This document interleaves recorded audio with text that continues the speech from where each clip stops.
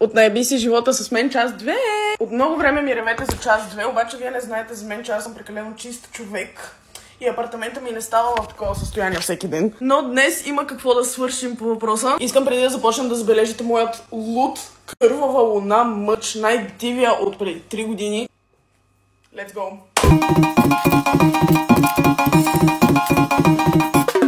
Всичките тези гривнички са подаръчета от вас, моите сладки последователи. Това даже не са половината хора, толкова много имам. Много сте сладки.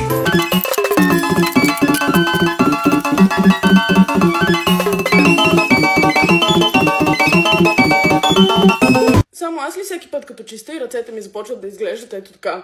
Просто намирам всеки един ластик, който някога съм притежавала по апартамента и си го слагам на ръцете.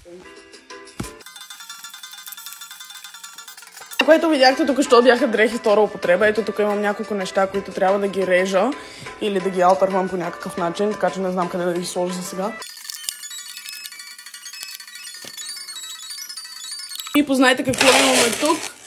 Още 1000 гривнички от децата.